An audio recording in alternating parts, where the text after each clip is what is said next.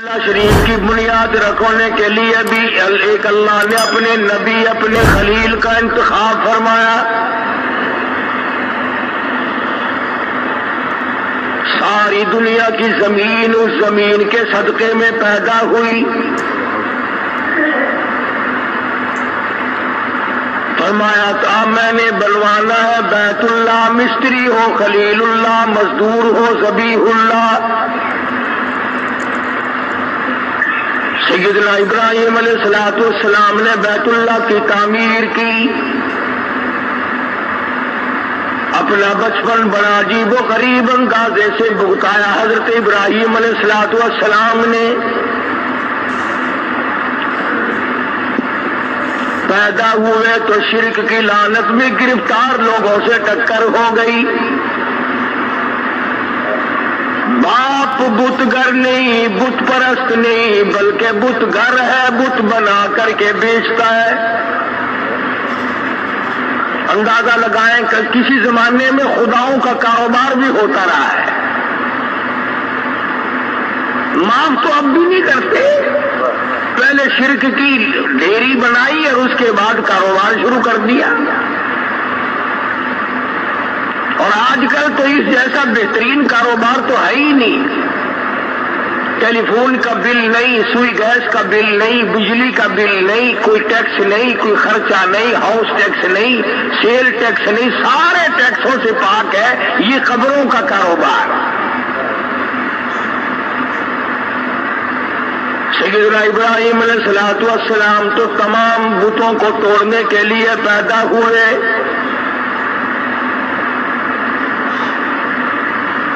بت خانہ بنا رکھا، بے شمار بڑا لوگوں نے پوجا کرتے ہیں، نظر نیاز لگاتے ہیں. حضرت ابراہیم علیہ السلام بڑے پریشان ہیں. ان لوگوں نے کیا حرکتیں کی. اس وحدہ لا شریک کا دربار چھوڑ کر، مالک کائنات کا دروازہ چھوڑ کر، جس نے زمین و آسمان پیدا کیا، ذرے ذرے کا خالق وہ، قطرے قطرے کا مالک وہ، ایک ایک پتے کا پالن ہار اور رب وہ، اسے چھوڑ کر کدھر کو لوگ جا رہے. سیدنا ابراہیم علیہ السلام کی جوانی کا زمانہ ہے. لوگ میلے کی طرف نکل گئے. حضرت ابراہیم علیہ السلام کو موقع ملا بتوں میں جا گھسے کلاڑا لے کر. کسی کا ناک کاٹا، کسی کا کان کاٹا، کسی کا پیر کاٹا، کسی کا سر اڑا دیا. سب سے بڑے بت کے کندھے پر کلاڑا رکھ کر نکل آئے. واپس آئی قوم، بتوں کا برا حال ہے. فرمایا وَلَقَدْ آتَيْنَا إِبْرَاهِيمَ رُشْدَهُ مِنْ قَبْلُ وَكُنَّا بِهِ عَالِمِينَ.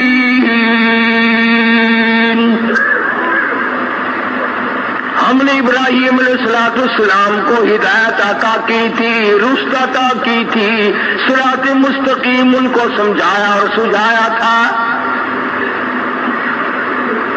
اِذْ قَالَ لِأَبِيهِ وَقَوْمِهِ التَّمَاثِيلُ الَّتِي أَنْتُمْ عَاكِفُونَ.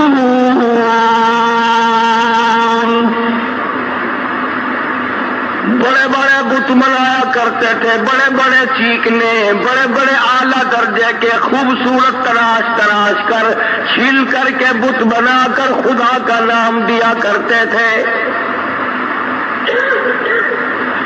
بڑا عجیب زمانہ ہے.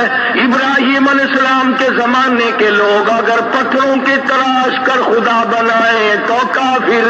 آج مسلمان اعلیٰ درجے کی قبر بنا کر سجدے کیا کرے، طواف کیا کرے، رات دن چاٹا کرے، اسلام میں کوئی فرق نہیں آتا.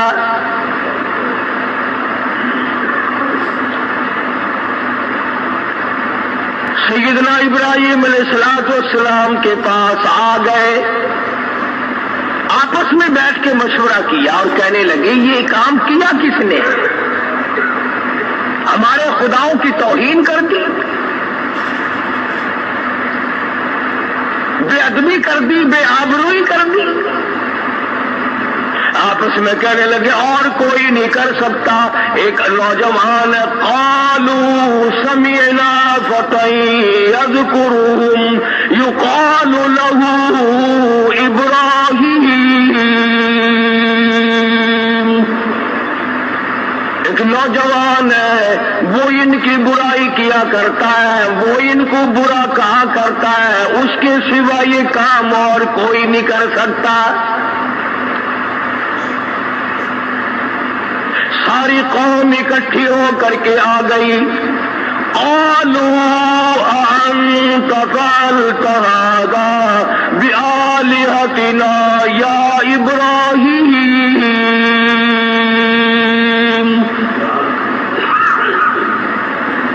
اے ابراہیم علیہ السلام، کیا ہمارے خداؤں کے ساتھ، کیا ہمارے معبودوں کے ساتھ تو نے یہ حرکت کی ہے؟ قرآن کریم ہے، کوئی قصے کہانیوں کی کتاب نہیں۔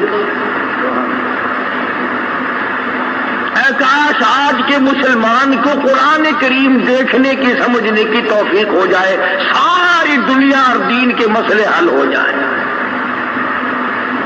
مگر مسلمان نے تو قسم کھا رکھی ہے کہ اپنی ساری مشکلات کا حل دنیا میں تلاش کرنا ہے، ساری مشکلات کا حل سیاست کے طور پر حاصل کرنا ہے، ساری دنیا کی مشکلات کا ہم نے اپنے ہاتھوں سے حل کرنا ہے، قرآن کریم کے ذریعے نہیں۔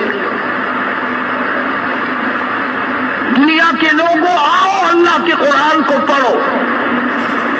صحابہ کرام رضوان اللہ تعالی علیہ مجمعین کی جماعت نے کابل سے لے کر طرابلس تک سارا افریقہ، جنوبی ایشیا، مشرق بعید، مشرق قریب، مشرق وسطی اور بر صغیر، تمام کے تمام اقوام عالم سے خداوند کریم کی توحید کا لوہا منوایا تھا۔ توپیں ان کے پاس نہ تھی، ایٹم بم نہ تھا، ہائیڈروجن بم نہ تھا، دفتر بند گاڑیاں نہ تھی، طیارہ شکن توپیں اور ٹینک نہ تھے، خدا کا قرآن تھا، پوری دنیا پہ چھا گئے۔ جس ملک کو محمد عربی صلی اللہ تعالی علیہ وسلم کے 3 غلاموں نے فتح کیا، صرف 3 بندے، 3 آدمی، کالی کملی والے کے 3 غلام، ادھر پورا ملک ہے، پورے ملک کی فوج ہے، پورے ملک کا لشکر ہے، حکومت ہے، اقتدار ہے، نشہ ہے، دولت ہے، سب کچھ ہے۔ ان کے پاس روٹی بھی نہیں، ان کے پاس اسلحہ بھی نہیں، ان کے پاس ساز و سامان بھی نہیں، مگر ایمان تھا، خدا کا قرآن تھا۔ خدا کی قسم، جب قرآن کریم لے کر اس دین میں محمد کریم صلی اللہ علیہ وسلم کے 3 غلام کھڑے ہوئے، سارے ملک کو شکست دے کر خدا کی توحید کا لوہا منوایا۔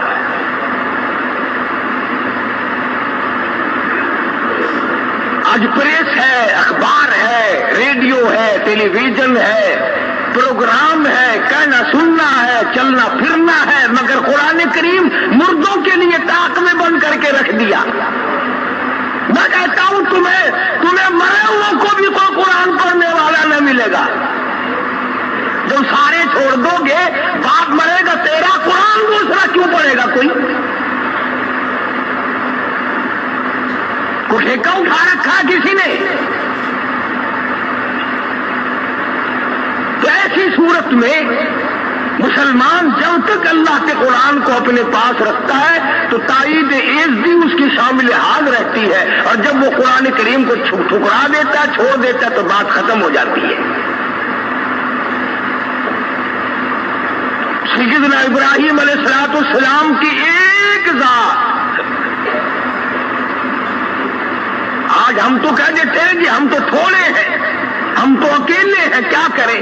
خلیل اللہ کی ایک ذات ہے، اکیلے ہیں، ڈر نہیں، خوف نہیں، حزن نہیں، ملال نہیں، پریشانی نہیں، گھبراہٹ نہیں، رانا نکال دیا خداؤں کا۔ گئے وہ لوگ، آ کے کہنے لگے قالوا أأنت فعلت هذا بآلهتنا یا ابراہیم، اے ابراہیم علیہ السلام سچ بتا،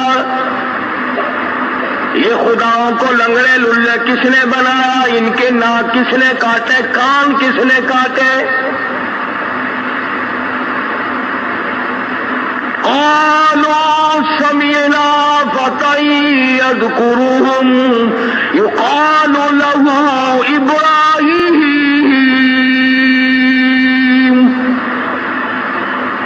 یہی ایک نوجوان ہے جس کا عقیدہ دوسرا معلوم ہوتا ہے، جس کا نظریہ دوسرا معلوم ہوتا ہے، جس کے حالات کچھ الگ تھلگ معلوم ہوتے ہیں، یہی وہ ہو سکتا ہے۔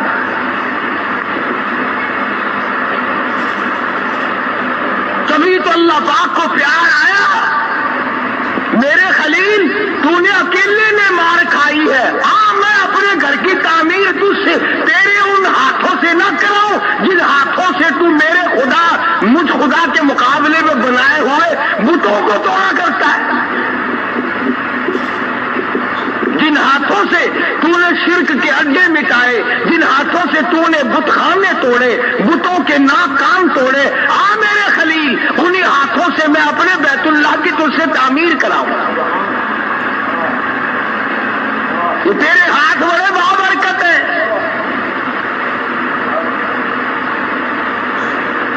سیدنا ابراہیم علیہ السلام فرمانے لگے مجھے کیا کہتے ہو؟ جاؤ اپنے حاجت رواؤں سے پوچھو، مشکل کشاؤں سے پوچھو، جس کی ٹانگ کٹی اس سے پوچھو کس نے کاٹی، جس کا ناک کٹا ہوا اس سے جا کر کے پوچھو تیری ناک کس نے کاٹی، جس کا کان کٹا ہوا اس سے جا کر کے پوچھو تیرا کان کس نے کاٹا۔ قالوا فأتوا به على أعين الناس لعلهم يشهدون۔ ابراہیم علیہ السلام نے صاف کہہ دیا تمہیں بیٹے دے سکتے ہیں، خود نہیں بتا سکتے کہ مارا کس نے؟ ساری دنیا میں بارش برسانے پہ قادر ہے اور تمہیں نہیں بتا سکتے کہ ہمارا رگڑا کس نے نکالا ہے؟ تمہیں دشمنوں پہ فتح دینے پہ قادر ہے، تمہارے دشمنوں کو مٹانے پہ قادر ہے، بارش برسانے پہ قادر ہے، اولاد دینے پہ قادر ہے، تمہیں بیماری دے کر دور کر دینے پہ قدرت رکھتے ہیں، تو خود نہیں بتا سکتے کہ ناک کان کس نے کاٹا ہے؟